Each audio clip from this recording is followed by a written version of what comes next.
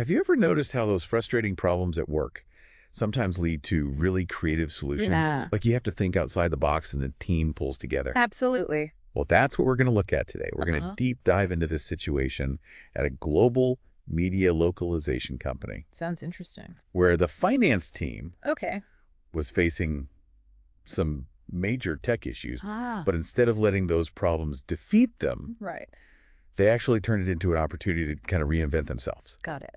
So we're going to be looking at a firsthand account from Dr. Paolo Fontana, Okay. who's the head of FP&A there. So he was right in the thick of it. Yeah, exactly. Okay. So basically, our mission today is to understand how this team took this difficult situation Right.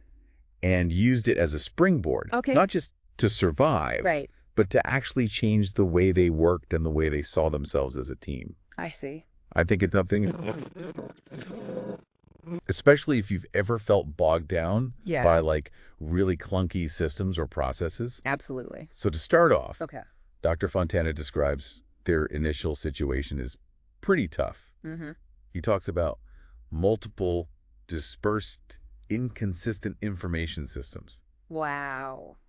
data silos, Yeah. So like a real mess. a real mess. Trying to get any kind of clear picture must have been so difficult. Yeah.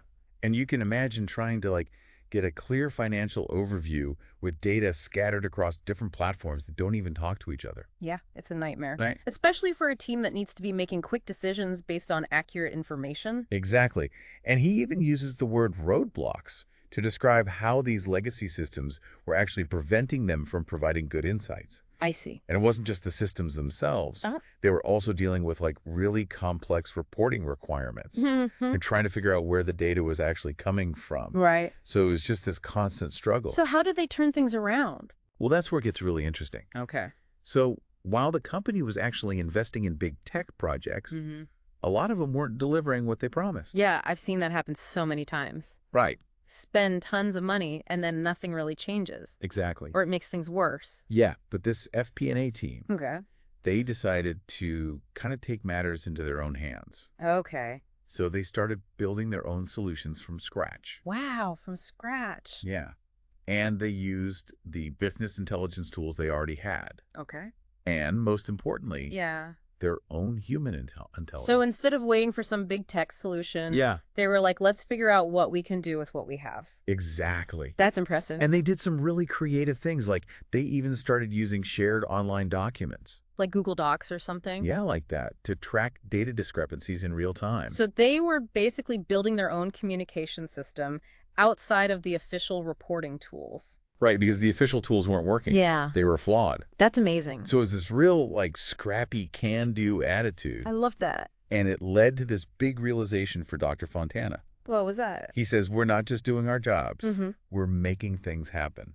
I like that. Right. And that really became their motto. Their rallying cry. Exactly. Yeah. And it led to this concept of the MTH office. So MTH stands for... Making things happen. Okay, so they really embraced that idea. Yeah. And it wasn't just a name. Right. It became like their whole culture, Yeah. their mindset, their mission. It's like a brand almost. Yeah. It even became a movement within the company. Wow. And it shows how much a shared purpose can really unite a team. Absolutely. So Dr. Fontana goes on to describe what makes the MTH office so special. Okay. And he highlights a few key things. Mm. First is knowledge. So they really knew their stuff. Yeah, they had a deep understanding of the numbers, Mm-hmm. the tools they were using, Right. and the overall business. They weren't just crunching numbers. No, they were taking that data Yeah. and turning it into strategic insights. So they could actually help the company make better decisions. Exactly. That's great. Then there's creativity. Okay. They didn't let their limitations hold them back. All right. They were constantly looking for new and innovative ways to use their existing tools. Mm-hmm. And they weren't afraid to build their own workarounds if they had to. So they were really resourceful. Yeah, very resourceful. That's so important when you're dealing with like outdated systems. Yeah. You can't just wait for someone else to fix it. Right. You have to be proactive. And then there's determination. Okay. They just refuse to give up, Mm-hmm. even when they face deadlines, Yes. setbacks, Yeah. system failures. Yeah. You know, Those things are inevitable, right? No. Especially when you're dealing with technology. exactly. And they took real pride in pushing through those challenges. So it sounds like they had a really strong work ethic. Yeah, they did. Yeah. And they also understood the importance of collaboration. Okay. They partnered with other departments, Right. like operations, sales, leadership. To actually solve real business problems. Yeah, they went beyond just presenting financial data. I see. They were actively involved in finding solutions. That's a great example of how finance can be a real partner to the rest of the organization. Absolutely. Not just a separate function. Right. Okay, so knowledge, creativity, determination, collaboration. And finally, purpose. Ah! They knew why they were doing what they were doing. Mhm. They understood how their work connected to the company's larger goals. So they had that bigger picture in mind. Yeah, they had a sense of meaning in their work. That's so important for motivation and engagement. Absolutely. Okay, so they had this amazing transformation. Yeah. What was the ultimate impact? So the MTH office really became this symbol of a team that could deliver results, no matter what obstacles they faced. They had a reputation for getting things done. Yeah, they were seen as problem solvers, catalysts Yeah. for change. Wow. Real business enablers. That's a huge shift from just being the back office finance team. Right. They really elevated their role within the company. Yeah.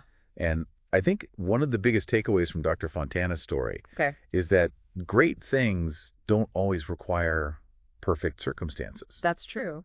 Sometimes you just need the right mindset. The right team. Exactly. That's a really inspiring message. It is. So for our listeners today, I Yeah. think the key point is that even when you're faced with challenges, like outdated systems or just Right. a difficult situation, Yeah. a proactive and collaborative approach can make a huge difference. Absolutely. It's about finding your own version of making things happen. Exactly. So think about your own work environment. Okay. What are the legacy systems or the data silos that you're dealing with? Right. And how can you and your team embrace this MTH office mindset That's a great question. to overcome those challenges and really make a difference?